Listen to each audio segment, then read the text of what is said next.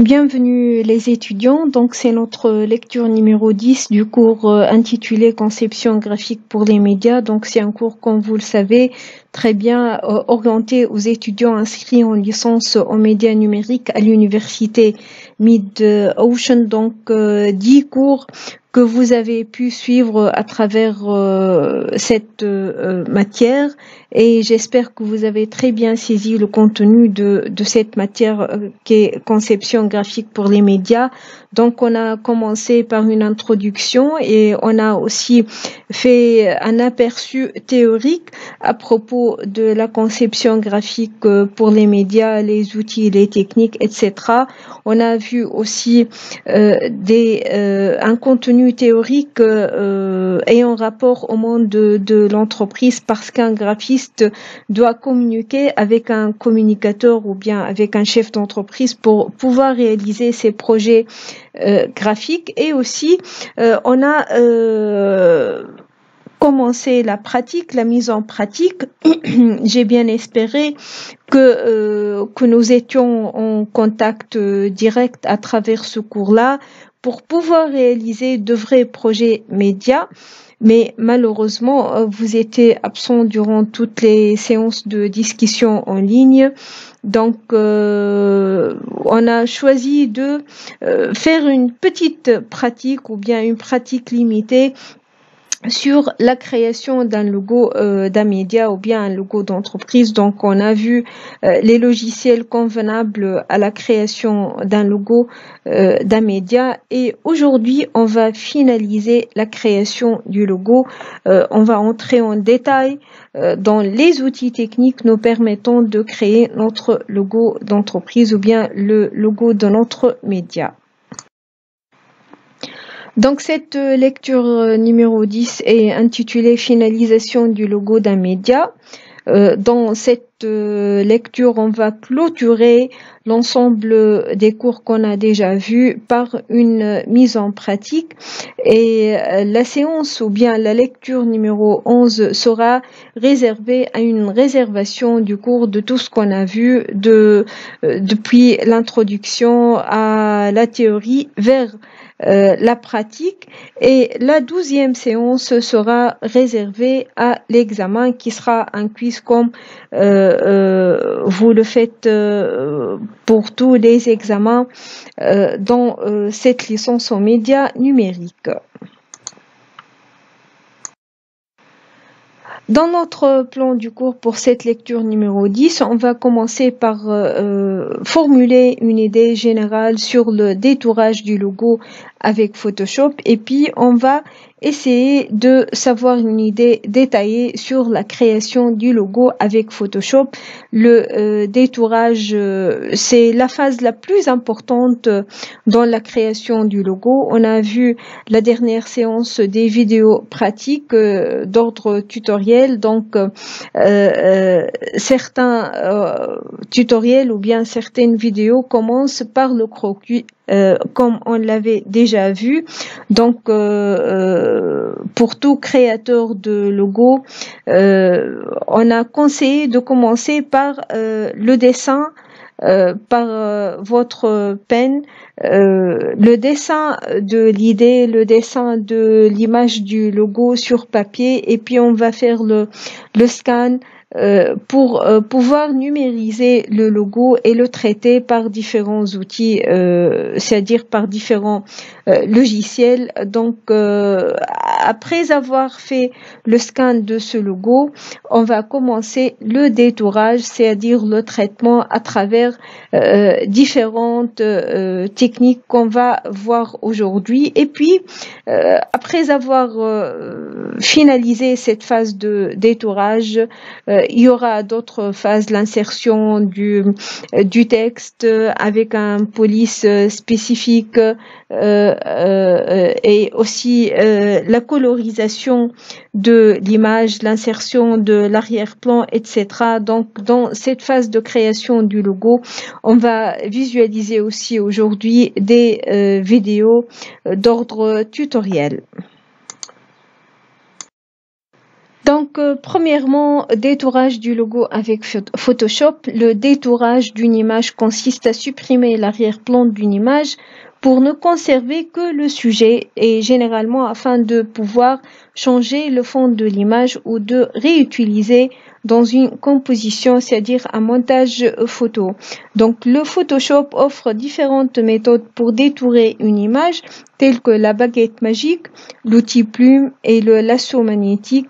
Plage de couleurs, outils de sélection rapide, canaux de couleurs. Donc, ce sont des techniques ou bien des méthodes fameuses qu'on doit savoir. Donc, vous vous souvenez très bien, les étudiants, qu'on a conseillé de choisir des logiciels pour des débutants et on a déconseillé l'utilisation du Photoshop parce que Photoshop est généralement orienté aux professionnels ou bien aux hyper professionnels en la matière. Mais en cette lecture-là, on a choisi Photoshop parce que Photoshop est une référence internationale. Donc les outils du logiciel Photoshop sont des outils fameux et presque tous les outils se ressemblent, se répètent dans presque tous les logiciels. Donc, à travers cette lecture-là, on va comprendre l'esprit ou bien les principes de base du traitement d'un logo. Ce sont des outils de base qu'on doit savoir et bien sûr, ils auront des nominations différentes qui varient d'un logiciel à un autre, mais la technique est presque la même. Donc, on va découvrir les outils du Photoshop parce qu'il s'agit d'outils internationaux qu'on doit savoir, c'est-à-dire les nominations ou bien l'usage de ces techniques, on doit les comprendre. Et bien sûr, même si vous vous entraînez sur Photoshop pour maîtriser ces techniques, il n'y aura pas de problème parce que l'utilisation ou bien l'usage de ces techniques sur Photoshop n'est pas assez compliqué, mais ce qui est compliqué est la création d'une image artistique qui soit composée ou bien complexe, telle que les images désignant des affiches ou bien autre chose. Donc, ça serait un travail réellement trop compliqué pour un étudiant débutant en design graphique parce que ça oblige l'utilisation de différentes techniques et outils et aussi de différentes options, ce qui serait presque difficile. Commençons par la baguette magique. Donc, la baguette magique est un outil qui permet de sélectionner tous les pixels d'une couleur proche. Cet outil existe depuis la nuit des temps sur Photoshop. Il se trouve désormais au même endroit que la sélection rapide. Donc, il faut faire un clic droit sur l'outil pour la trouver. Donc, la baguette magique va créer une sélection en fonction de la couleur dominante. Elle n'est donc pas à utiliser dans tous les cas, mais peut s'avérer pratique quand on souhaite sélectionner toute une partie d'une image de la même couleur. Donc, pour détourer avec la baguette magique, il suffit de cliquer sur l'arrière-plan à supprimer pour sélectionner automatiquement le fond, puis d'appuyer sur la touche supprimer pour supprimer les pixels sélectionnés. L'avantage de cette technique est qu'elle est très simple et rapide à utiliser. Par contre, elle n'offre pas un résultat d'une très bonne qualité. Elle laisse en général des contours très visibles et pixelisés. Pour y remédier, on peut lisser la sélection et jouer sur la tolérance. L'outil baguette magique comporte par ailleurs une option pixel contigui qui permet de sélectionner plusieurs zones non adjacentes. Dans cet exemple, tout le fond de l'image est noir, donc j'ai simplement à cliquer une fois n'importe où sur le noir pour avoir ma sélection. Je peux ensuite faire un clic droit, calque par copier ou cliquer sur sélectionner et masquer pour la routine habituelle. Lorsqu'on a un élément d'une seule couleur à détourer, la baguette magique est très utile. Sinon, je te conseille d'opter pour la sélection rapide. Donc, sur cette image, la baguette magique permet de sélectionner les chiffres en jaune. Donc, comme on l'avait dit, la baguette magique, en un seul clic, nous permet de faire la sélection des chiffres, des lettres, de tout objet, mais la qualité ne serait pas bonne, donc il faut sélectionner minutieusement avec d'autres outils. Mais la baguette magique est un outil rapide. C'est un outil rapide qui nous aide à faire une sélection rapide.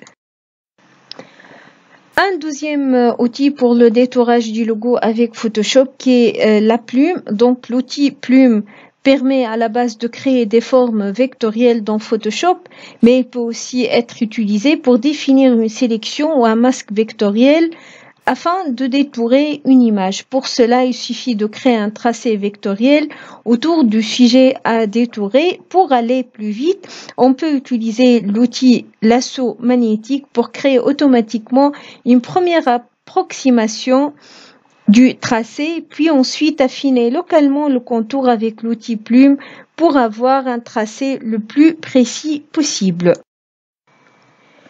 Cette méthode produit en général un résultat d'excellente qualité, mais en contrepartie, elle demande beaucoup plus du temps car il faut détourer à la main l'image même en utilisant l'assistance du lasso magnétique. Donc, c'est l'outil plume qui est un outil minutieux. Utiliser l'outil plume n'est pas la technique la plus rapide, loin de là, mais il est vrai que c'est la plus précise et qu'elle permet de détourer des éléments sur un fond complexe composé de plusieurs couleurs et éléments.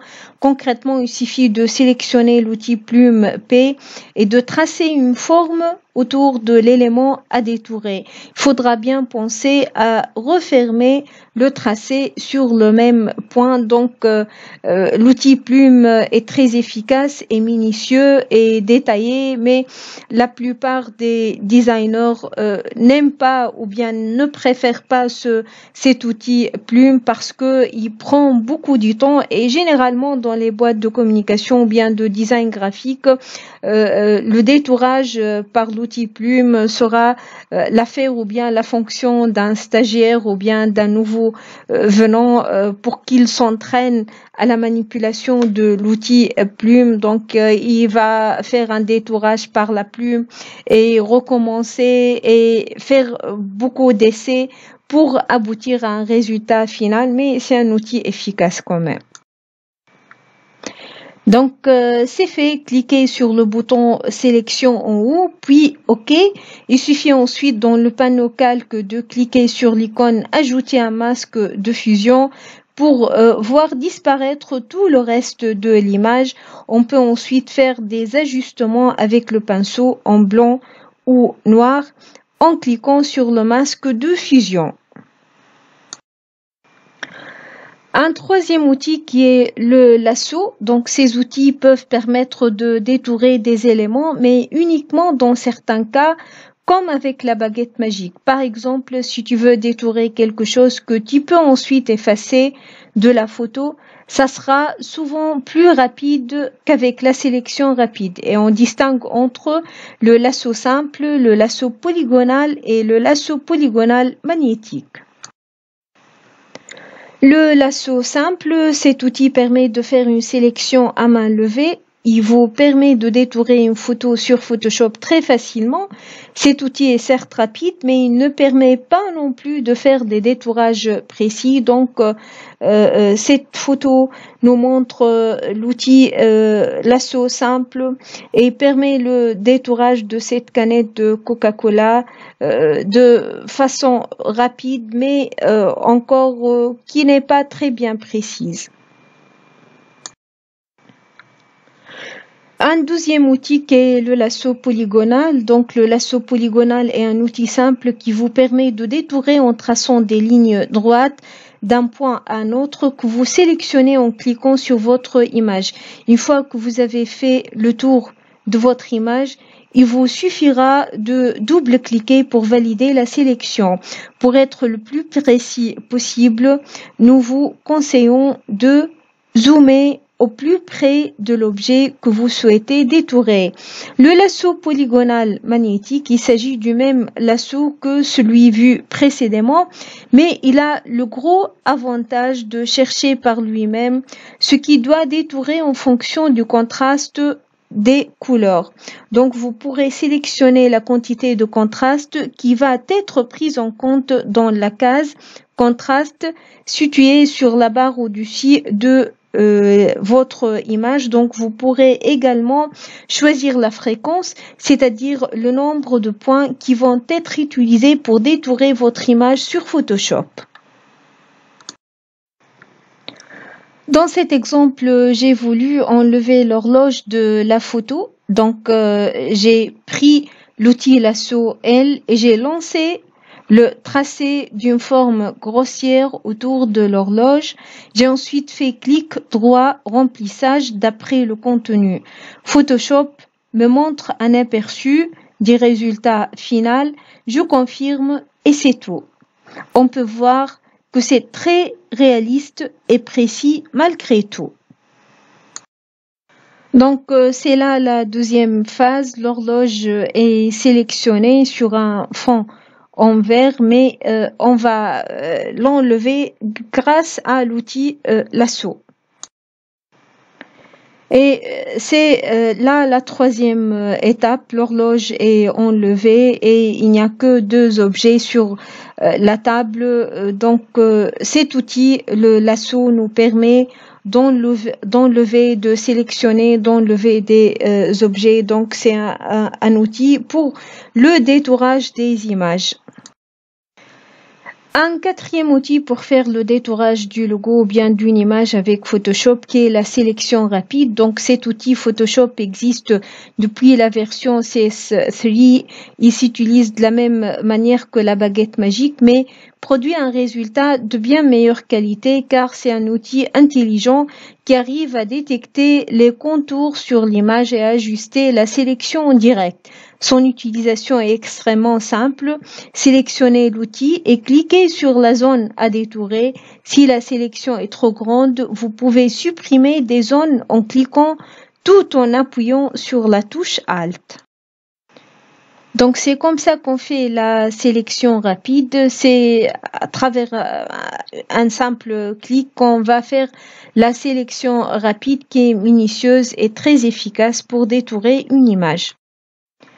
Donc l'outil de sélection rapide, concrètement pour détourer sa photo avec la sélection rapide de Photoshop, il faut premièrement cliquer sur l'outil à gauche sélection rapide, ensuite cliquer une première fois sur l'élément à détourer en gardant enfoncé le clic gauche, déplacer sa souris pour étaler la sélection tout autour de l'élément, ensuite et maintenant avec Alt en même temps supprimer les éventuels espaces en trop de la sélection.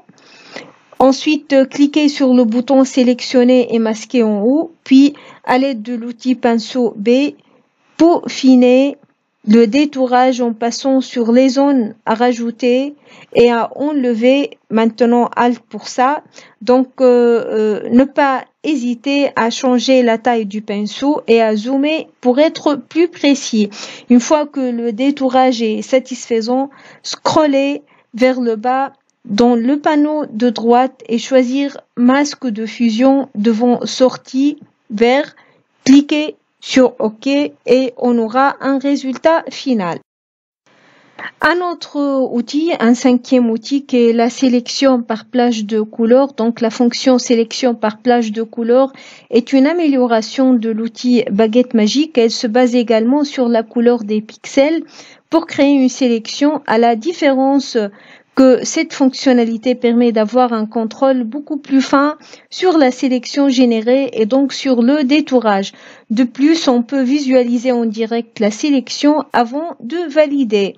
Pour utiliser cette technique, il faut aller dans le menu Sélection, plage de couleurs.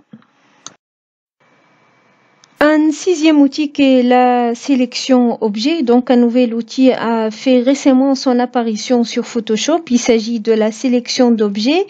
Il est placé au même endroit que l'outil sélection rapide. Clic droit pour voir tous les outils disponibles. Donc, le principe est très simple. Tracer un rectangle de sélection autour de l'élément à détourer. Photoshop fait le reste. La précision de l'outil dépend du type de l'image. S'il y a trop d'éléments autour, ça sera peu fiable. Ensuite, il suffit de procéder comme avec la sélection rapide, c'est-à-dire cliquer sur sélectionner et masquer pour peaufiner le détourage. Maintenant, on va visualiser une vidéo. Donc, cette vidéo est intitulée 4 techniques pour détourer une image sur Photoshop. Cette vidéo est prise de la chaîne YouTube intitulée Scene Opacity.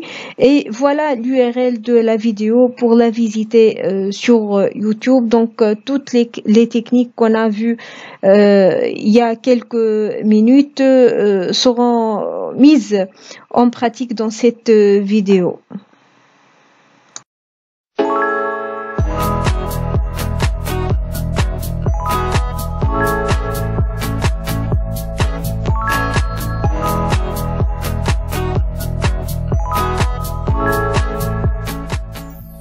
Bonjour à tous, donc aujourd'hui je vous retrouve pour un tutoriel sur Adobe Photoshop et je vais vous apprendre plusieurs techniques pour pouvoir détourer une image. Donc on va commencer par la plus connue, qui est l'outil sélection rapide. Donc il est, je crois, disponible que sur les dernières versions de Photoshop depuis plusieurs années.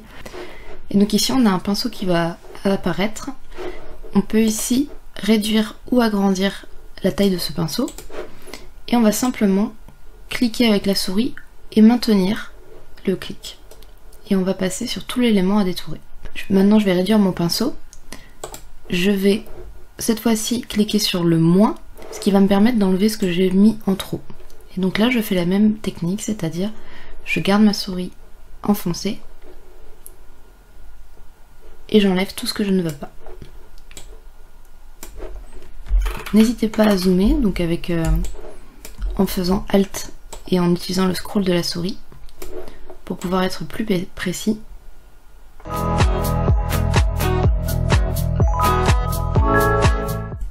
Alors ce que vous pouvez faire aussi, plutôt que de repasser à chaque fois à la main sur l'outil plus ou l'outil moins, c'est maintenir la touche majuscule qui vous permet de passer de l'un à l'autre.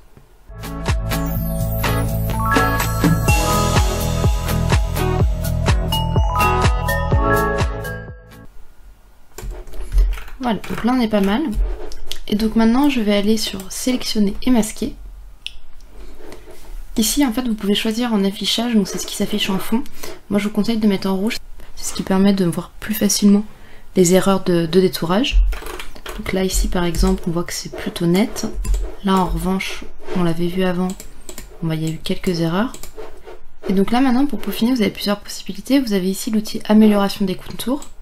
Donc il vous suffit ensuite de passer tout doucement ici pour pouvoir améliorer ce contour. Alors après je vous conseille plutôt de l'utiliser pour les cheveux par exemple, mais on y reviendra après, parce que ça peut vite faire des contours qui sont pas du tout nets.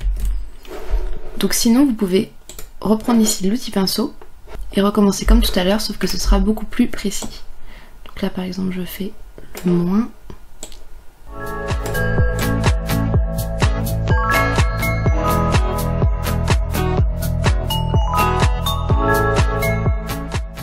Voilà, là je pense qu'on est pas mal, on est assez précis. Et donc ici sur la droite, dernière étape, ça va décider la façon dont votre sélection, votre nouvelle sélection va s'afficher ensuite dans Photoshop. Donc moi je vous conseille de faire un calque avec un masque de fusion. Vous pouvez aussi choisir un nouveau calque avec un masque de fusion, dans ce cas là vous garderez aussi la version originale que vous aviez au début. Donc je vais vous montrer pourquoi. Donc je clique ici sur OK. Et donc ici on peut voir que mon image originale est toujours ici, mais en plus ici il y a un masque de fusion qui vient de s'ajouter. En fait le principe du masque de fusion, c'est d'être ou sur fond noir ou sur fond blanc. Donc là pour le coup on est sur fond noir, et donc tout ce qui va être en blanc ici va être visible, alors que tout ce qui est en fond noir sera invisible. Donc l'avantage en fait de créer un masque de fusion plutôt que de créer un calque qui sera directement composé uniquement de notre sélection, ça va être de pouvoir modifier encore après. Donc par exemple, si je souhaite ici améliorer un petit peu mes contours encore une fois, je peux prendre l'outil pinceau. Je vais me mettre sur un pinceau classique. Ici par exemple, on va même prendre un arrondinette. Je vais le faire beaucoup plus petit. Et donc là je vais basculer sur le blanc. Et je vais ici passer mon pinceau pour pouvoir afficher plus d'éléments. Donc vous voyez, si je passe ici par exemple, je vais récupérer tout le bleu qu'on avait avant sur l'image d'avant. Donc voilà, ça permet encore une fois d'avoir quelque chose d'encore plus net. Et à l'inverse, vous pouvez aussi réeffacer des choses. Si finalement vous voulez plus ça, vous pouvez tout simplement passer votre pinceau, cette fois-ci en noir, pour effacer cette partie. Donc voilà pour la première technique, qui est la plus rapide je trouve, et généralement aussi la plus fiable. Mais il en existe d'autres qui sont plutôt adaptées à certains cas. Donc on va voir une autre technique qui est sortie il n'y a pas très longtemps sur Photoshop. Donc elle est uniquement disponible sur les dernières versions je pense. Donc c'est ici sur le même outil, on a maintenant l'outil de sélection d'objets. Qui est aussi équivalent à sélectionner un sujet ici en haut. Donc en fait le principe est très simple, vous allez simplement tracer ici un rectangle de sélection et il va détecter lui-même le sujet principal qui est à détourer. Donc ça peut prendre un certain temps s'il y a beaucoup d'éléments dans le fond. Mais si vous avez une image assez simple comme ici, avec un fond relativement uni, c'est assez fiable. Donc voilà, par exemple, vous voyez ici, la sélection s'est fait beaucoup plus rapidement qu'avec l'outil sélection rapide, alors que déjà c'est un outil qui est rapide de son nom. Mais donc voilà, ça permet déjà d'avoir une bien meilleure base, et donc ensuite on reprend exactement le même principe et les mêmes étapes. Et donc ça, cet outil, il est aussi le même que sélectionner un sujet. Si vous cliquez sur ce bouton là, c'est exactement le même principe, vous voyez ici, et donc on a le même résultat. Donc voilà, ce sont deux techniques très rapides qu'on a désormais sur les dernières versions de Photoshop. Donc maintenant je vais vous montrer un autre outil qui est très connu aussi, c'est l'outil Baguette Magique. Donc cet outil là, il va permettre de faire une sélection mais à partir de couleurs. Donc vous n'allez pas pouvoir l'utiliser pour toutes les images. En revanche, les images où vous voulez enlever, donc vous garder une partie qui est entièrement de la même couleur, ce sera beaucoup plus rapide qu'en faisant la sélection rapide. Donc par exemple ici, si j'utilise l'outil Baguette Magique, on voit qu'ici il va me sélectionner tout ce qu'il y a en noir, ou quasiment, c'est-à-dire quasiment tout le fond. Donc c'est pas tout à fait fiable parce qu'on voit ici qu'il y a des zones d'ombre, donc il les a aussi prises. Mais en tout cas, c'est quelque chose qui permet d'avoir une sélection beaucoup plus rapide dans certains cas. Et ensuite on a exactement les mêmes étapes où on peut faire sélectionner et masquer. Et donc là je vais pouvoir modifier ma sélection et rajouter, et donc enlever de ma sélection la danseuse. Donc voilà, je l'ai fait grossièrement, mais on a du coup le même résultat. Troisième outil pour pouvoir faire un détourage propre, c'est l'outil lasso. Donc c'est juste ici à côté de la baguette magique. Quand vous faites un clic droit, vous avez d'ailleurs plusieurs lassos. Vous avez l'outil lasso classique et vous avez l'outil lasso polygonal. Donc la différence, c'est que l'outil lasso c'est à main levée, qu'on peut faire toutes les formes qu'on veut, alors que l'outil lasso polygonal, il est basé sur des droites. Donc nous on va prendre l'outil lasso classique, et donc là l'idée ça va être, par exemple ici je souhaite enlever l'horloge de mon image. Donc je vais tout simplement tracer un rond assez gros autour de mon horloge. Donc on a ici une sélection, on le voit parce qu'il y a des pointillés. Là plutôt que de faire comme tout à l'heure, sélectionner et masquer, cette fois-ci je vais aller encore plus vite, je vais faire un clic droit, remplissage d'après le contenu. Donc là ici il m'indique en vert le reste du contenu. Et ici sur l'image, on voit apparaître le résultat final quand il aura enlevé la partie que j'ai sélectionnée. Donc vous allez pouvoir effacer des personnes ou des objets que vous voulez enlever de l'image très rapidement. Donc là j'ai tout simplement à cliquer sur OK, à faire CTRL D pour désélectionner, et voilà, je n'ai plus mon horloge. Donc voilà, l'outil lasso peut quand même être très utile aussi, et dans ce cas-là par exemple, il aurait été totalement inutile de passer par la sélection rapide ou la baguette magique. Et donc maintenant je vais vous montrer une autre technique que beaucoup de designers utilisent parce qu'elle est bien plus précise. Donc c'est de faire un détourage à l'aide de l'outil plume. Donc imaginons que je souhaite ici sélectionner cette pomme. Et bien je vais tout simplement à l'aide de l'outil plume créer un tracé tout autour de mon objet.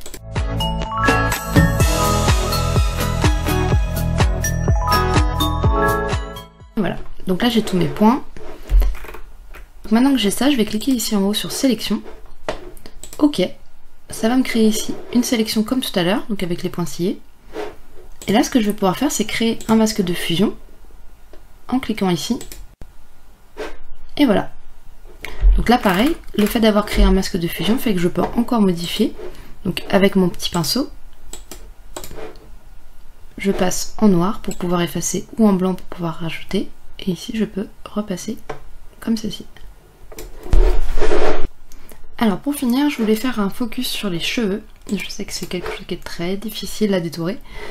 Et donc bah là en fait je vais reprendre mon outil sélection rapide. Je vais faire un détourage un peu grossier. Et je vais aller dans sélectionner et masquer. Donc là on voit bien en rouge et on voit bien ici que mes cheveux ne sont pas du tout détourés. Donc première possibilité, c'est ici l'outil amélioration des coutures dont je vous parlais tout à l'heure.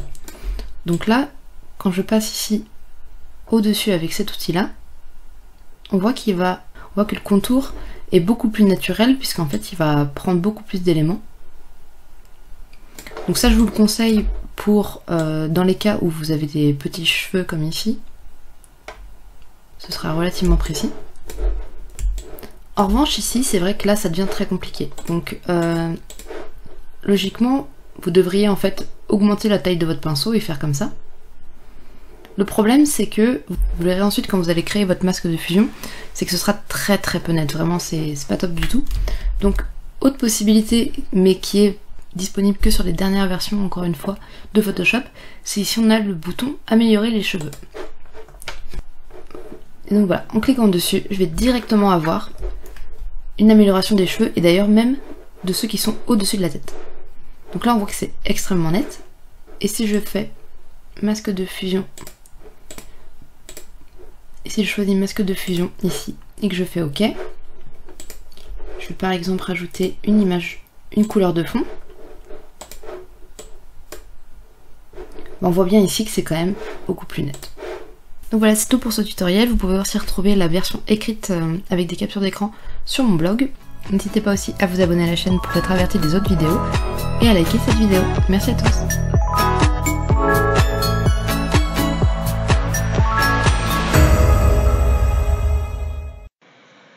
Deuxième partie de notre lecture 10 est intitulée Création du logo avec Photoshop. Maintenant, on va visualiser une autre vidéo intitulée Créer un logo à partir d'un dessin.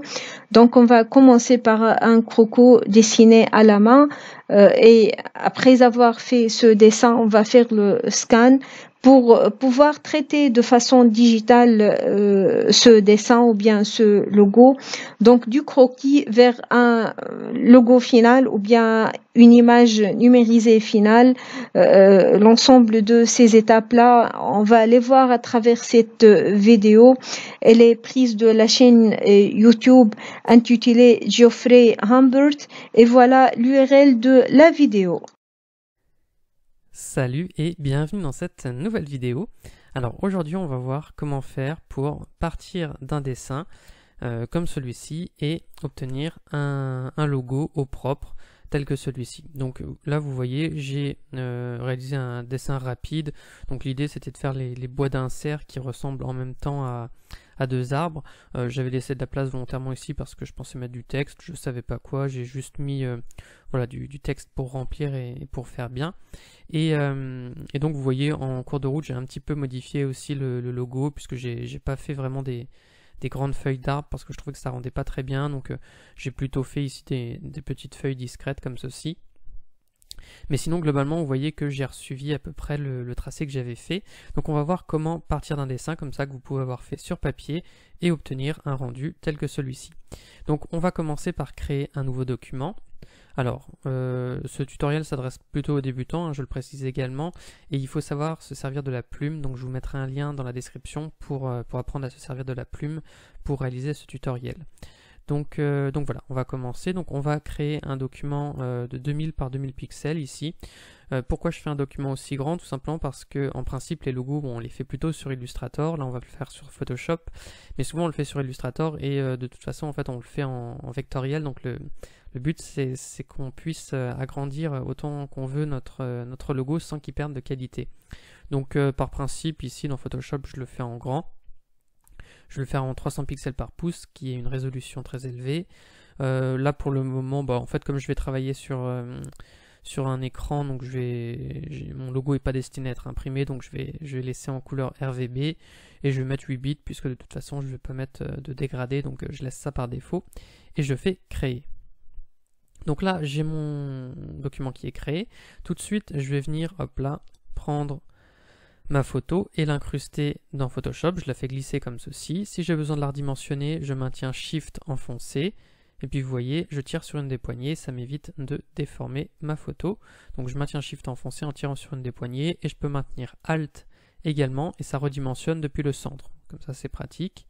Et je place ma photo par exemple à peu près comme ceci, je fais Entrée. Donc ensuite ce que je vais faire c'est que je vais détourer finalement en fait la partie que je veux faire apparaître. Alors j'avais dessiné des feuilles ici dans le doute mais je ne vais pas les garder. Pareil j'avais dessiné plusieurs branches, je suis pas sûr de les garder. Bon on va voir ce qu'on va faire. Donc ce que je vais faire surtout c'est que je vais prendre l'outil plume ici, je vais me mettre sur forme et je vais désactiver le contour ici, le fond, donc je clique ici et le contour pareil. Ça va m'aider quand je vais faire mon tracé à faire quelque chose de plus propre parce que si j'ai un fond, des fois je vois pas ce que je fais. Donc je vais me mettre comme ça et puis je vais zoomer. Alors ici aussi, je regarde, voilà. Pour être sûr d'être parfaitement droit à la limite, je vais commencer par faire mon point ici et je vais en faire un deuxième ici mais je vais maintenir Shift enfoncé. Et le fait de maintenir Shift enfoncé, ça va me le faire bien droit. Vous voyez, je peux cliquer ici, je maintiens Shift enfoncé et ça me fait vraiment quelque chose de bien droit. Donc comme ça, je suis sûr de ne pas être un petit peu de travers, vous voyez, comme ceci. Donc je maintiens Shift enfoncé et je clique comme ceci. Et ensuite, eh bien, je vais poursuivre. Donc là, il faudra savoir se servir de l'outil plume. Mais vous voyez, je vais refaire un tracé comme ceci. Donc je vous ai mis une vidéo, je vous l'ai dit, en description pour apprendre à vous servir de l'outil plume. Et donc je suis le tracé comme ceci. Donc à chaque fois, voilà, je fais un point. Hop là. Et je vais détourer. Alors là, vous voyez, j'appuie sur Alt, je refais un clic et puis mon point repart comme ceci. Alors vous voyez, je vais aussi, donc là, je vous montre comment je fais. Je ne vais pas tout de suite repartir par là. Je vais plutôt garder les formes principales, vous voyez. Ça, c'est un choix de ma part. Et je cumulerai les formes par la suite. Je vais vous montrer dans un instant. Donc là, je fais simplement les principaux tracés. Je vais partir jusque là. Comme ceci. Alors là, je vais dézoomer un petit peu pour mieux voir. C'est pareil, on va voir aussi comment remodifier notre tracé si jamais on n'est pas satisfait. Donc voilà, là je vais avoir fini la première partie.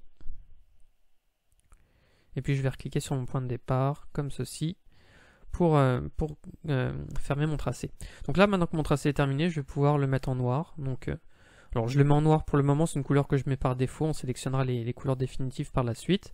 Et si jamais je trouve que j'ai des points dont je ne suis pas satisfait, ce que je fais c'est que je vais prendre ici mon outil sélection directe, je fais un clic comme ceci, et puis si j'ai un point qui ne me plaît pas trop, bien simplement je clique dessus comme ceci. Vous voyez, je peux le modifier, je peux hop là remodifier ici la tangente, donc ça nous permet voilà, de retravailler correctement nos formes. Bon, ici, comme on fait les bois d'insert et que ça ressemble en même temps à des arbres, ça, il n'y a pas besoin d'être hyper précis, ça fonctionne assez bien déjà comme ça. Alors ici, vous voyez, je pourrais peut-être retravailler un petit peu l'arrondi, faire en sorte d'avoir quelque chose d'un peu plus... que mes formes ici soient assez cohérentes, disons.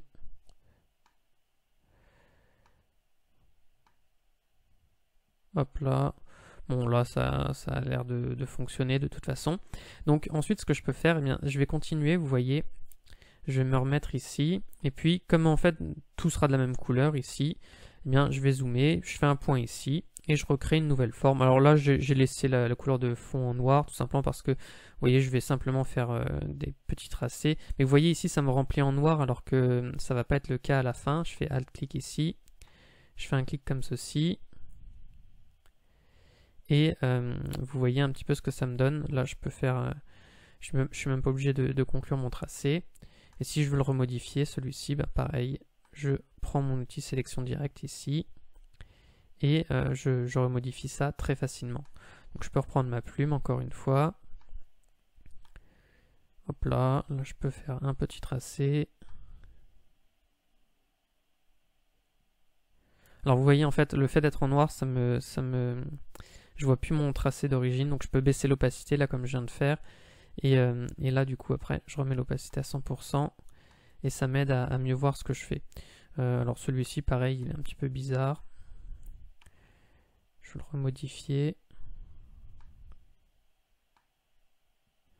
Voilà comme ceci, c'est peut-être un peu mieux. Donc je vais en faire par exemple, alors je vais pas faire cela, je vais faire par exemple le grand là.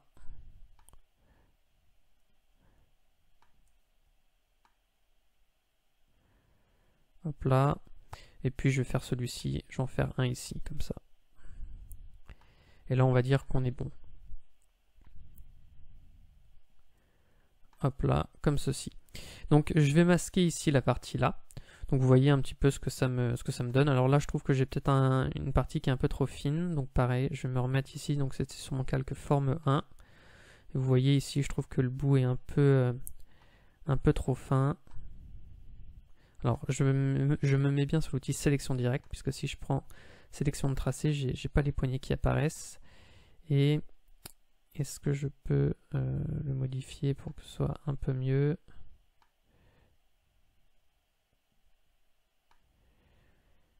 Voilà. Comme ça, c'est peut-être un peu mieux. Voilà, donc je vais laisser ça comme ça. Alors, on n'aura pas besoin de faire la partie gauche, parce qu'on va simplement dupliquer cette partie ensuite. Donc, comme j'avais un côté symétrique, c'est ça qui va être pratique. Simplement, ce que je vais faire, c'est que je vais ajouter les feuilles. Alors, pour faire les feuilles, ce que je peux faire... Non, je vais faire la méthode que j'avais faite il y a un instant. Je vais faire un clic comme ceci. Alors, je vais me remettre sur mon outil plume. Je vais me mettre ici. Je vais faire un clic comme ceci. Je fais un clic, je maintiens Shift enfoncé pour faire un clic qui soit aligné. Et ensuite, je peux relâcher Shift et j'essaie de faire une forme à peu près comme ceci. Bon, là, je fais de l'à peu près, mais ça fonctionnera très bien. Je vais cliquer sur Alt ici pour recréer un point comme ceci. Et ensuite, vous voyez, j'essaie de faire quelque chose d'à peu près symétrique, d'à peu près propre. Voilà, comme ceci, ça fonctionne très bien. Je vais faire commande T. Hop là, alors. Voilà, je fais commande T. Je maintiens Shift enfoncé. Ou alors, je suis même pas obligé de maintenir Shift enfoncé. Là, je peux même déformer un peu si je veux. Je fais Entrée. Et je vais placer, vous voyez, la feuille ici. Alors, je fais commande T et puis je la déplace comme ceci. Voilà. Je la place à peu près là. Je fais commande J ou CTRL J sur PC pour dupliquer le calque.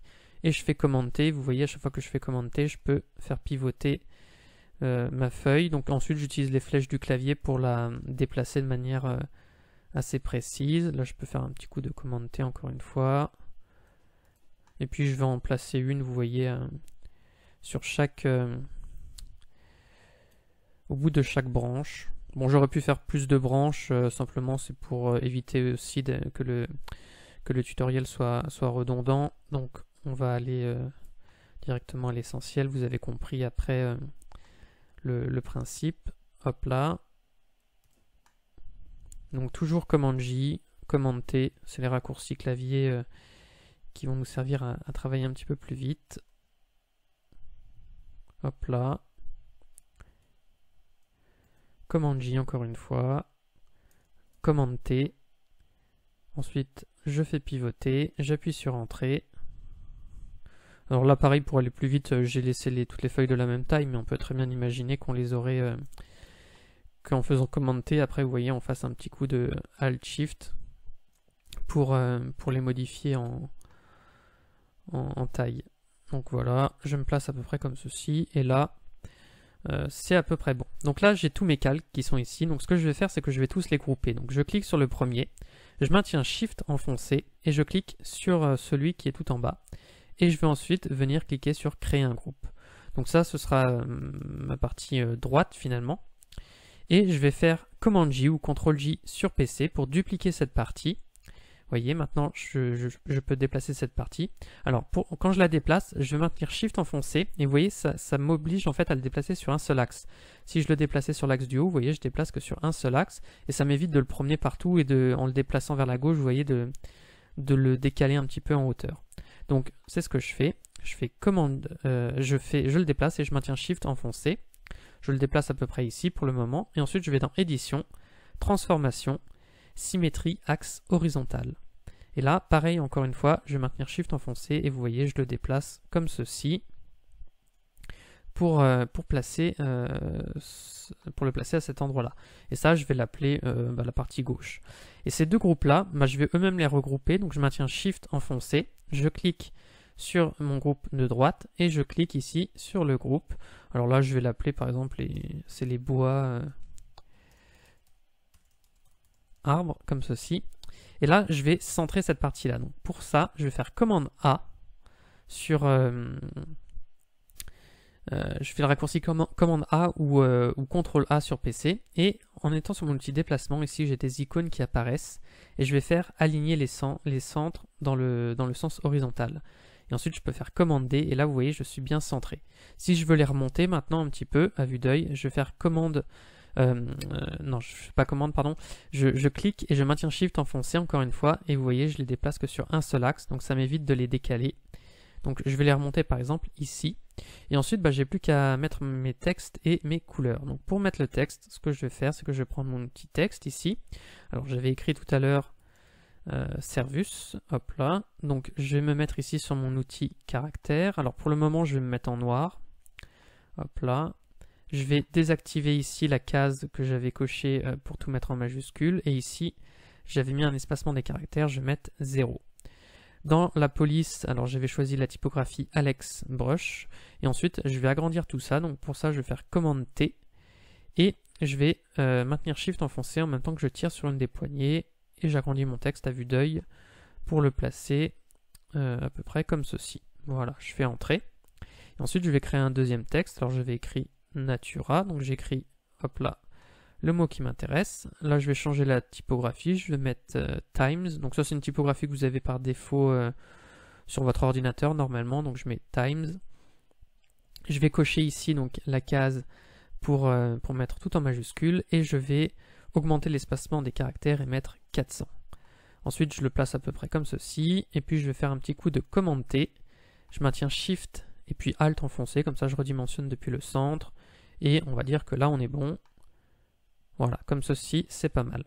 Alors, mes deux calques de texte, je vais les centrer également. Donc, je les sélectionne tous les deux. Je maintiens Shift enfoncé. Je clique sur les deux. Je fais commande A, CTRL A sur PC pour tout sélectionner. Je prends mon outil déplacement. Et je clique sur cette icône ici pour bien les centrer. Après, je fais commande D pour désélectionner. Et ensuite, je peux replacer peut-être un peu plus finement mes calques. Donc, vous voyez, là, je prends la flèche du clavier du bas pour descendre mon calque. Pareil avec ici ce calque de texte. Je peux le déplacer un petit peu vers le bas. Et là, je suis bon, j'ai tout qui est centré. Bon, alors, ici, on est encore en noir et blanc. Donc, ce qu'on peut faire, c'est changer ça. Je vais cliquer ici. Alors vous voyez ici il me restait mon calque d'image, soit je le supprime, soit je le laisse invisible comme vous voulez. Je vais cliquer ici sur mon calque d'arrière-plan et je vais changer la couleur. Donc je vais aller ici dans les options de fusion, je vais choisir une incrustation en couleur et ensuite j'ai plus qu'à sélectionner la couleur que je souhaite. Alors admettons que je prenne un bleu assez foncé comme ceci. Je vais rechanger dans un instant, je fais OK. Tous mes calques ici, je vais les grouper. Donc je vais faire, je vais maintenir Shift enfoncé encore une fois. Je clique ici sur la vignette de groupe. Donc ça c'est mon logo finalement. Et sur ce groupe en fait, ça va m'aider à changer toutes les couleurs d'un coup. Je vais aller faire une option de fusion encore une fois. Et je vais choisir dans style de calque, incrustation en couleur.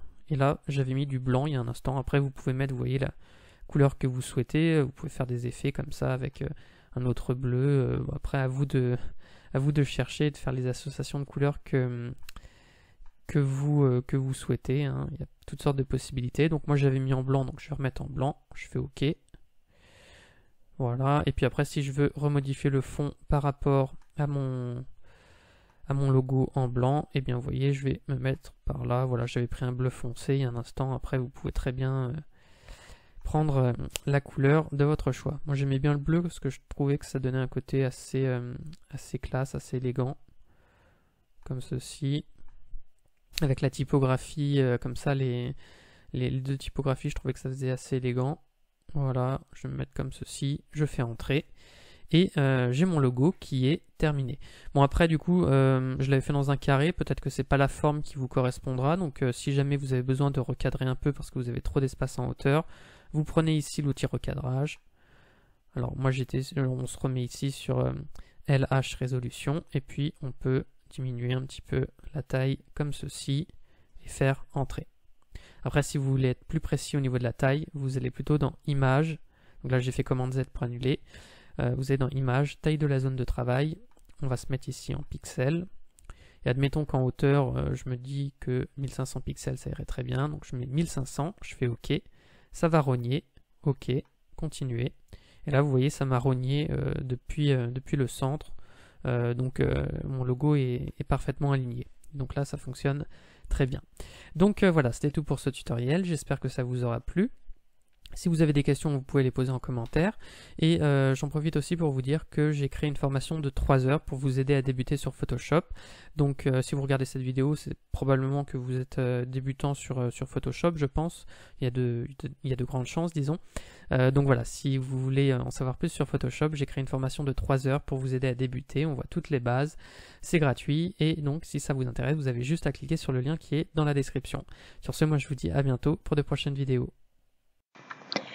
Une deuxième vidéo à visualiser aujourd'hui, elle est intitulée Créer son logo avec Photoshop et elle est prise de la chaîne YouTube J3 Design et voilà l'URL de la vidéo. Elle va nous enseigner les étapes de création d'un logo avec Photoshop, mais cette fois là, on va pas commencer à travers un croquis ou bien un dessin fait à la main, mais on va dessiner le logo dès le début en utilisant Photoshop.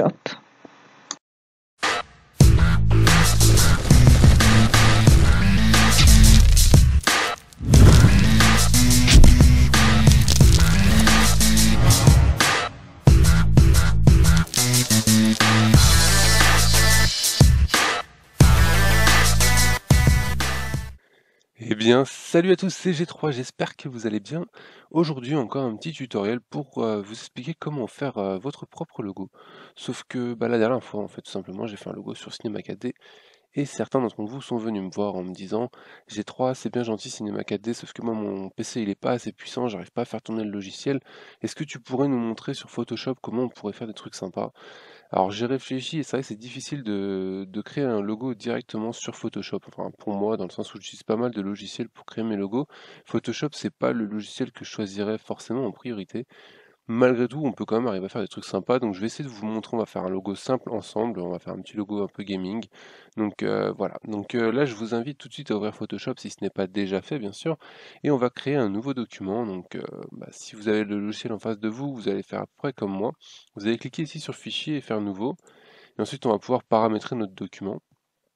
Donc pour ce qui est de la largeur et de la hauteur, c'est le format de notre image. Je vous conseille de prendre un format assez large, assez grand. Alors on va mettre par exemple en 800 par 800, même si à la finale le logo sera utilisé sur internet et fera que 150 pixels.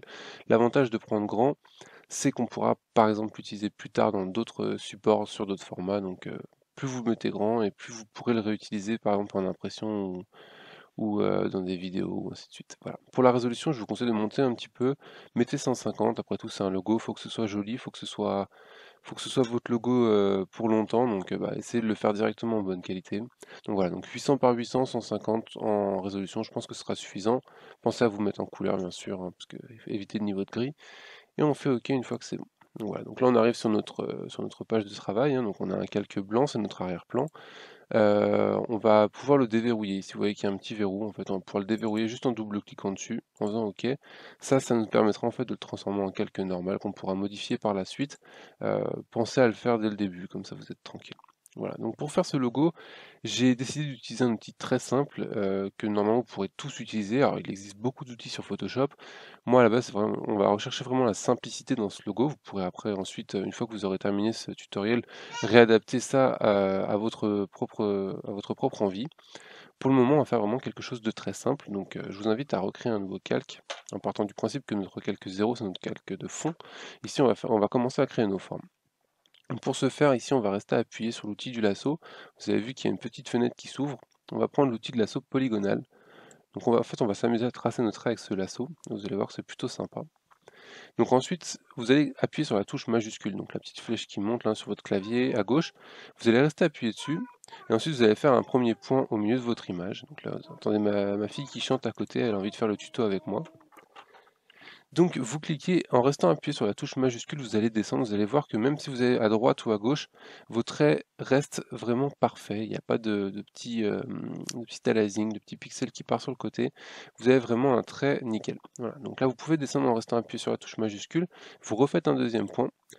Et ensuite, vous allez partir un peu vers la droite. Vous allez descendre, histoire de partir en diagonale. Voilà. Ensuite, vous remontez. Donc je vous ai dit, on va faire une forme très très simple. Voilà. Et vous redescendez. Donc vous essayez approximativement de retomber à peu près sur votre trait, c'est pas grave si vous n'y arrivez pas, on va pouvoir le modifier par la suite, et vous redescendez pour finir la forme. Voilà. Donc une fois que vous avez fait votre forme, il y a une petite sélection en pointillé qui apparaît. Vous allez cliquer sur le pot de peinture, s'il n'apparaît pas sur votre logiciel, c'est qu'il est caché sous l'outil dégradé. Donc vous restez appuyé sur l'outil dégradé, vous aurez le pot de peinture qui apparaît. Ensuite vous sélectionnez ici une couleur, donc là pour le moment on va mettre du noir, peu importe la couleur que vous utilisez, dans le sens où après on pourra la modifier.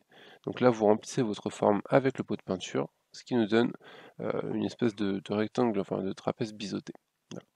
Ensuite, vous cliquez ici sur le rectangle de sélection, vous cliquez un peu ailleurs de votre image, histoire de désélectionner votre forme. Et là, vous voyez que notre forme a un léger petit problème ici. C'est ce que je vous disais tout à l'heure, c'était pas forcément très précis comme technique, donc vous voyez qu'il y a un petit décalage.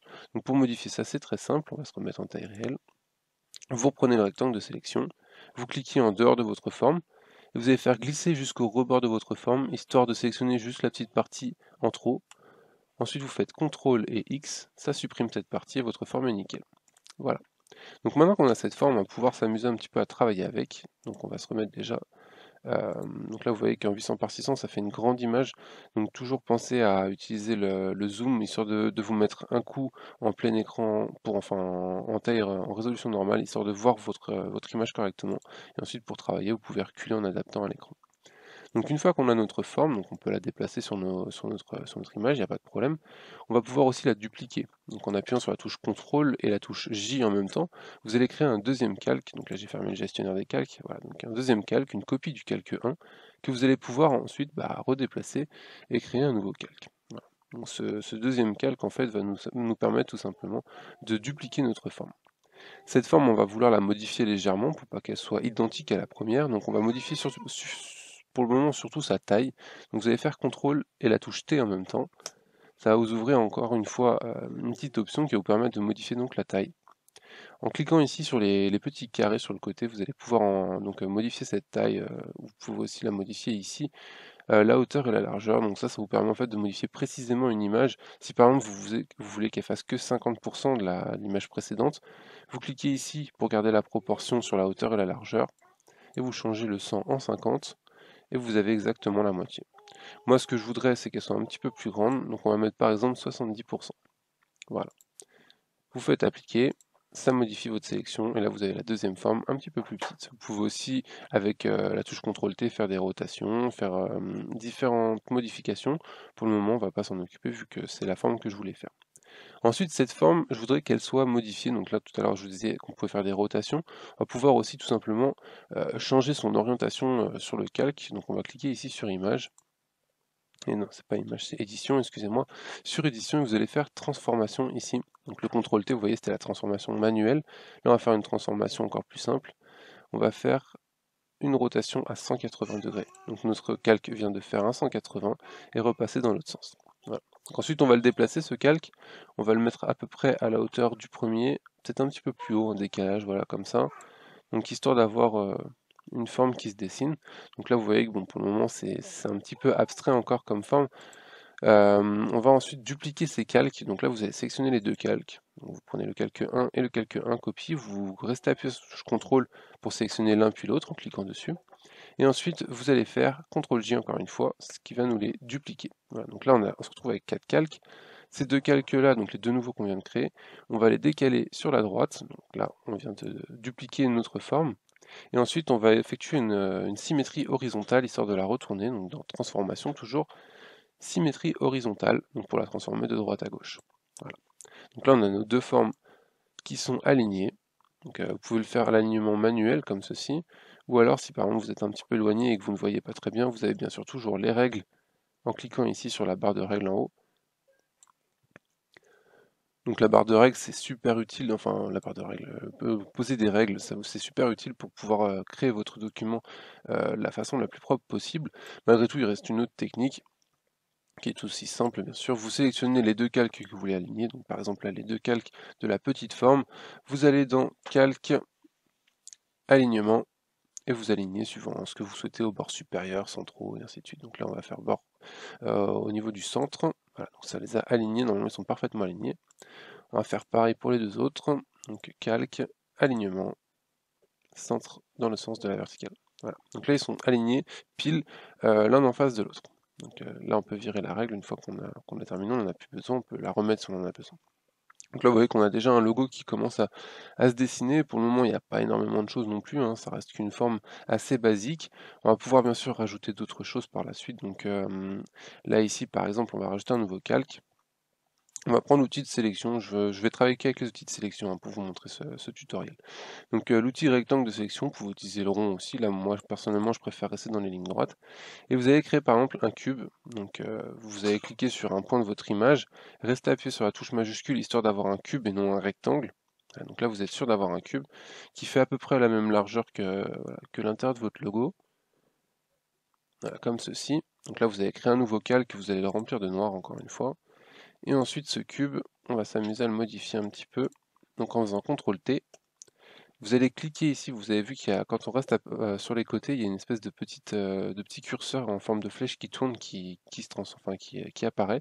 Vous allez cliquer sur un des côtés, rester appuyé sur majuscule et faire juste un cran vers la droite, jusqu'à temps, vous voyez, d'arriver à 45 degrés. Voilà, donc là le petit 45 degrés apparaît juste à côté de mon curseur. Vous relâchez.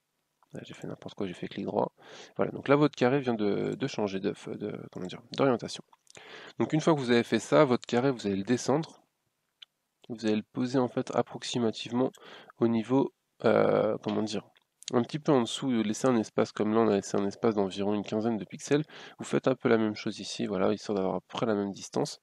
Et ensuite, donc ce carré, on va le modifier. Donc avec l'outil je veux parler trop vite, à la finale je raconte n'importe quoi. Avec l'outil rectangle de sélection, on va le découper un petit peu. Donc là vous allez vous aligner au niveau de votre forme du dessus, vous allez descendre et vous allez découper la pointe de votre carré. CTRL X, vous allez faire la même chose de l'autre côté. Voilà, vous faites CTRL X, et donc là vous avez une nouvelle forme qui est apparue. On peut s'amuser aussi à supprimer le bas de l'image, suivant ce que vous voulez faire, ou alors vous pouvez aussi recadrer votre logo, histoire d'avoir le logo qui rentre bien. Voilà, une fois qu'on a fait ça, donc je vous dis c'est un logo vraiment très abstrait, on peut le modifier encore une fois, on peut lui faire effectuer des rotations, donc par exemple une rotation anti-horaire pour l'avoir vers le côté, donc ça donne par exemple là pour ce logo un petit effet de déplacement. Voilà, suivant ce que vous avez envie de faire, suivant ce que vous voulez représenter.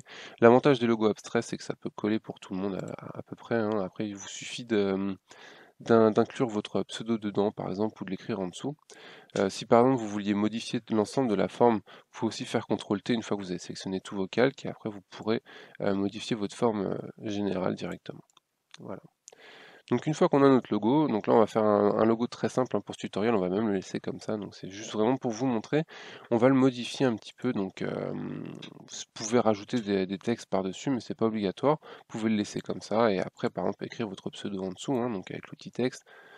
Vous écrivez, donc bon, j'ai écrit mon pseudo, voilà, vous écrivez votre pseudo, vous le mettez à la bonne taille, vous choisissez une police qui fait joli, Donc encore une fois, l'outil texte, hein, vous avez toutes les polices. Si vous ne savez pas comment utiliser les polices, vous savez que vous pouvez quand même aller sur internet. Il y a pas mal de sites qui en proposent des nouvelles. Vous sélectionnez une police, vous l'installez sur votre ordinateur et après elle sera directement disponible dans Photoshop. Donc ça c'est assez simple. Une fois que vous avez trouvé une police qui vous plaît, bah, vous cliquez dessus, puis voilà, elle apparaît. Donc ça peut faire un petit logo assez sympathique, assez propre. On va dire que c'est assez classe et vous n'avez pas forcément à vous prendre la tête à faire beaucoup plus. Voilà. Donc maintenant on va modifier, comme je vous disais, les formes. Donc on va modifier par exemple notre calque 2. On va le modifier comment? Bah, tout simplement, attendez, j'ai un petit bug, ça m'énerve. Voilà, j'avais un petit bug d'affichage sur le texte qui était apparu, ça m'énerve. Donc sur ce calque 2, donc c'est normalement notre carré modifié, on va double-cliquer ici dans le vide. Ça va nous faire apparaître la fenêtre des styles de calque et vous allez voir qu'on va pouvoir faire pas mal de choses sans utiliser le pot de peinture ou quoi que ce soit. Donc déjà on va lui créer un petit dégradé. Donc en cliquant ici sur incrustation en dégradé, vous allez faire apparaître un dégradé sur votre image. Voilà, donc on a le dégradé, ça part du blanc au noir, puisque ça c'est un dégradé de base, on va pouvoir le modifier ici, donc en cliquant donc, une fois sur le dégradé, et ensuite après en modifiant ici le dégradé. Donc vous allez pouvoir choisir les dégradés prédéfinis, ou en créer un par vous-même, donc en cliquant tout simplement, en ajoutant des couleurs à votre dégradé. C'est plutôt simple à faire, hein, donc là vous choisissez ce que vous voulez, donc moi je vais prendre par exemple celui-ci, c'est un dégradé qui est fourni normalement directement dans Photoshop, donc vous l'avez peut-être aussi. Vous faites OK. Vous faites OK si vous avez fini, ou sinon vous allez regarder ce que ça donne. Moi je trouve pas ça spécialement joli pour le moment. Je vais peut-être même le modifier, on va reprendre un dégradé simple quand même en noir et blanc. Voilà. Donc ce dégradé, tant que la fenêtre du style de calque est ouverte et que vous êtes sur l'incrustation en dégradé, vous pouvez le déplacer sur votre image. Donc avoir un dégradé, donc là c'est un dégradé linéaire, donc de haut en bas, histoire d'avoir vraiment le dégradé qui vous convient. Donc là on a un dégradé qui part plus du gris vers le noir. Ensuite, vous pouvez le modifier encore une fois en modifiant ici son orientation. Donc par exemple, si vous mettez à 45 degrés, ici 45 degrés, vous aurez le blanc de votre image qui apparaît depuis la droite et non depuis le haut. Si vous mettez le petit curseur en bas, bah, vous aurez votre dégradé qui arrive du bas et ainsi de suite. Voilà. Donc ça, vous pouvez le modifier suivant ce que vous avez envie de faire. Vous pouvez aussi rajouter des couleurs à votre dégradé. Vous n'êtes pas obligé d'en utiliser que deux. C'est assez modulable. Voilà. Donc après, si vous voulez un dégradé très précis, par exemple, enfin pas très précis, mais vraiment du blanc vers le noir, vous pouvez baisser l'échelle au maximum. Personnellement, j'aime pas ce genre de dégradé. Si vous voulez un dégradé beaucoup plus doux, vous montez l'échelle donc à 150%. Vous voyez que comment dire, c'est beaucoup plus doux, ça se dégrade beaucoup plus légèrement. Voilà. Donc là, vous pouvez le laisser à 150 pour le moment, ou même le remettre à 100%, il n'y a pas de problème. Voilà. Donc une fois qu'on a fait ça, donc là j'ai fait entrer, ça m'a fermé mon style de calque, je vais le rouvrir parce que je voulais vous montrer d'autres petites choses. On va pouvoir utiliser aussi d'autres objets, donc le biseau par exemple, qui va rajouter un léger contour à votre forme. C'est à utiliser avec précaution les biseaux dans le sens où ça peut faire très rapidement très moche. Donc par exemple je vais vous montrer, si vous mettez un gros biseau, ça va rendre votre forme. Bon, après c'est un choix, c'est un style, personnellement j'aime pas, c'est pas spécialement beau. Vous pouvez modifier quand même ce biseau pour avoir des gros biseaux, mais il faut faire attention quand on les utilise. Ça peut vite faire moche. Donc vous pouvez augmenter sa profondeur pour l'intensifier. Donc là, on va dire qu'on a créé une espèce de diamant, de gemme. On peut modifier ce biseau ici. Donc là, on a un biseau lisse. On peut le mettre en ciselage marqué, histoire d'avoir vraiment un truc vraiment marqué. Donc là, vous voyez qu'on a créé un diamant assez rapidement. Donc ça peut être un style, ça peut être utile, mais c'est pas forcé de rendre bien à la finale, donc faites attention quand vous utilisez les biseaux. Voilà, donc comme je vous le montrais, hein, c'est assez simple. Vous pouvez le modifier en modifiant les options. Vous pouvez modifier la profondeur pour intensifier ou non ce biseau. Et vous pouvez modifier sa taille pour qu'il soit de plus en plus grand. Voilà. Donc là, on va juste mettre un petit biseau. On va le mettre à 5. Donc je vous avais vu que j'ai mis en ciselage marqué pour avoir vraiment des rebords propres. Pour la profondeur, on va la laisser à 100. C'était vraiment juste histoire de mettre un biseau. On n'est même pas obligé d'en mettre un. Donc une fois qu'on a terminé, attendez, je vérifie juste un truc. Ouais, inverser le biseau, comme ça on a le foncé en haut et le clair en bas. Ça peut faire sympa. Donc une fois que tout ça c'est fait, on a d'autres options ici qu'on va pouvoir modifier. Pour le moment, je vous déconseille de le faire. Le but c'est quand même de faire un logo propre. Limite même virer les biseaux, les dégrader si vous voulez garder un logo vraiment propre, dans le sens où Ce logo, vous pourrez après le réutiliser par exemple dans Photoshop non, plutôt dans Cinema 4D, dans After Effects et tout, donc évitez de mettre trop d'effets sur le logo de base. Après, si sur votre avatar, vous avez envie de mettre des effets, vous les mettez, mais gardez quand même une version de votre logo le plus net possible, donc sans effet. Donc pour désactiver les effets, vous cliquez ici, hein, c'est pas compliqué. Et pensez à enregistrer, donc vous faites enregistrer sous. Et ensuite vous enregistrez, donc vous donnez un nom. Là vous l'enregistrez en PSD pour pouvoir garder un fichier modifiable. Et vous l'enregistrez en PNG pour avoir un fichier en bonne qualité, en image que vous pourrez utiliser. Voilà. Donc ce logo, là on vient d'y mettre des effets, on a mis des effets ici, on pourrait s'amuser à refaire les mêmes effets partout. Le problème c'est que ce serait un petit peu galère de rouvrir le gestionnaire et de remettre les mêmes options. Tu chantes ma chérie? Chut, papa il travaille.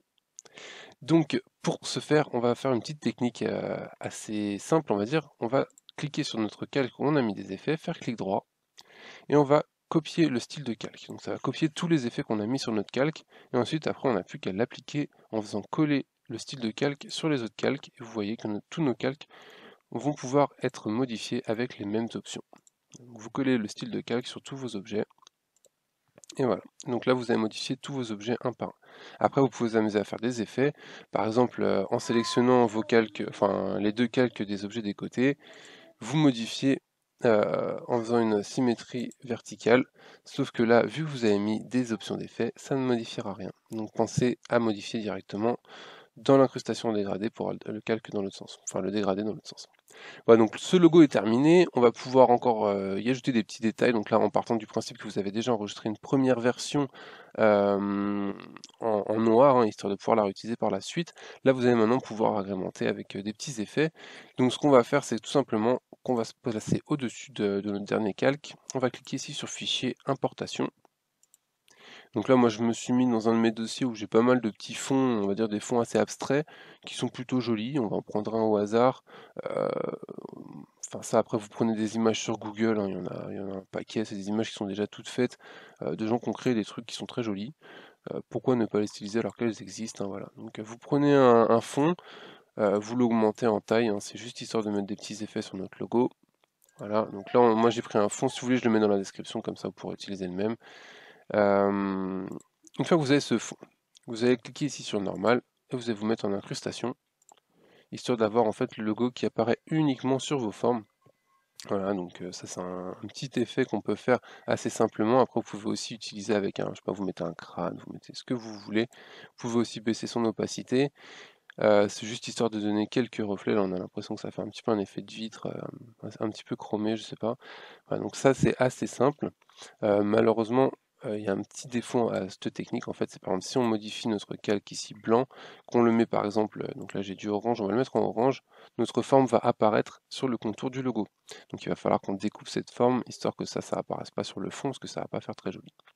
Donc pour ce faire, on va pouvoir par exemple sélectionner tous nos calques du logo, on va pouvoir les faire fusionner. Donc là vous sélectionnez tous d'un coup, vous faites clic droit, vous faites fusionner les calques, voilà. Donc là vous avez un seul calque pour le logo, et ensuite avec l'outil de la petite baguette magique, là on va faire un truc très simple, vous allez cliquer en dehors du logo, donc là ça va sélectionner tout sauf le logo en fait tout simplement. Ensuite vous allez sur le logo, sur le calque de votre texture pour donner l'habillage, vous prenez la gomme histoire de déverrouiller le calque, vous cliquez une fois, ça va déverrouiller, ça va le pixeliser en fait pour qu'on puisse le modifier par la suite, et ensuite vous faites CTRL X, et voilà, donc ça supprime en fait tout simplement tout le tour. Voilà, donc là on a fini notre logo, on peut rajouter encore une fois plein d'effets, hein, c'est pas le problème. Les effets, ce sera un petit peu à vous de les choisir, pouvoir ajouter des effets de lumière, des effets de, je sais pas, de flou, de transparence, tout ce que vous voulez. Moi je voulais vraiment vous donner les bases pour faire un logo simple sur Photoshop, sans vraiment qu'il y ait de chichi ou de problème. Donc voilà, voilà qui est fait. Dernière petite astuce que je vais vous donner, donc là vous avez vos deux calques, vous pouvez encore une fois les fusionner si vous en avez envie. Vous pouvez rétrécir après comment dire, votre logo. Pourquoi il est aussi grand? Là on clique ici, on fait baisser un petit peu la taille. Là je l'ai peut-être un petit peu beaucoup réduit quand même. Donc là vous voyez qu'en réduisant la taille, on a découpé l'autre calque, on n'avait pas découpé ce qui sortait, donc ça fait pas très beau. Il faudra peut-être refaire un découpage. Voilà. Donc là, on va juste remodifier ça quand même parce que ça fait pas beau. On va faire quoi? Je vais faire une découpe à l'arrache. Voilà. C'est juste parce que là, en fait, notre calque était plus grand que l'image, en fait. Et donc, quand on a fait le découpage, ça n'a pas découpé l'extérieur. Donc là, on a rétréci notre logo.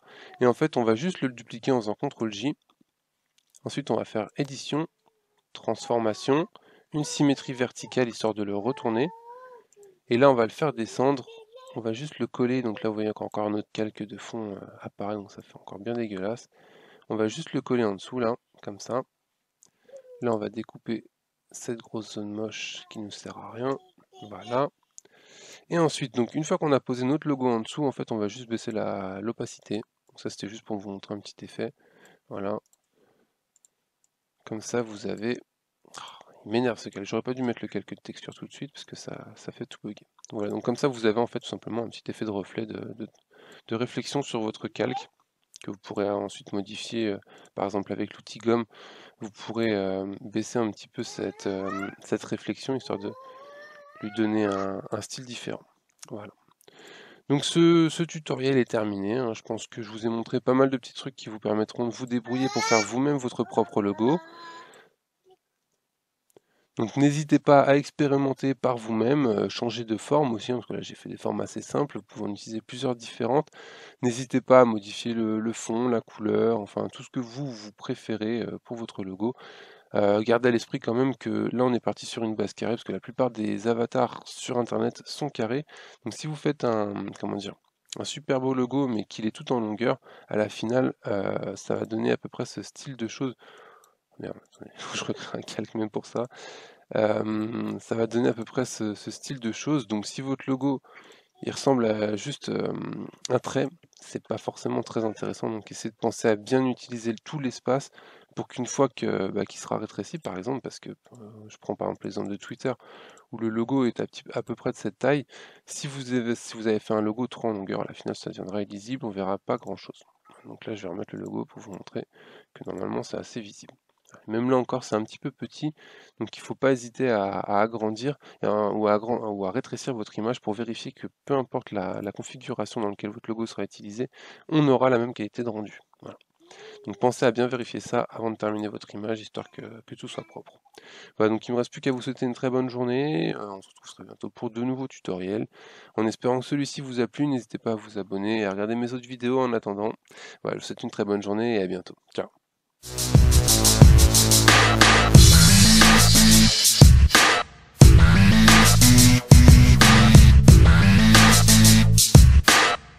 Donc on parvient maintenant à la fin de notre lecture numéro 10 était réservée à la finalisation de notre logo. On a appris aujourd'hui les outils et les techniques pour faire le détourage d'un logo ou bien d'une image à travers le Photoshop. Photoshop est un logiciel international et orienté aux professionnels et non pas aux débutants, mais comme débutant, il faut quand même savoir une idée générale sur les outils principaux de ce Photoshop. Donc, ce sont des outils internationaux.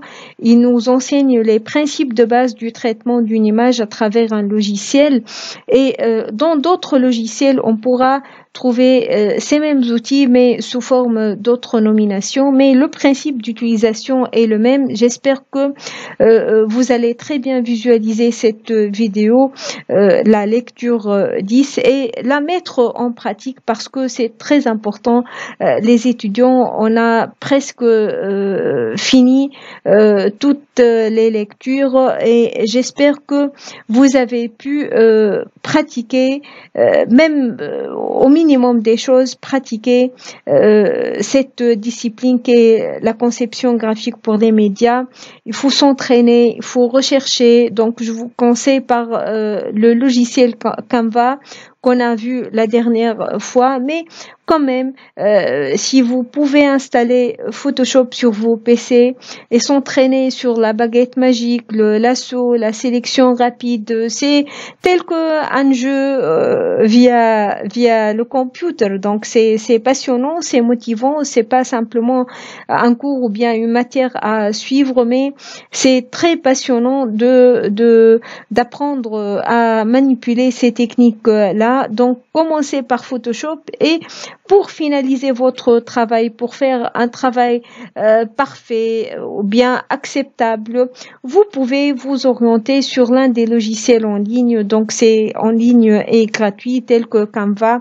Ça serait très utile pour vous pour finaliser votre travail. J'espère que vous avez très bien compris le cours. La prochaine lecture sera réservée à une révision générale. Donc c'est très très important d'être présent pour la prochaine séance de discussion en ligne lundi prochain pour essayer de répondre à vos questionnements. Merci beaucoup et au revoir.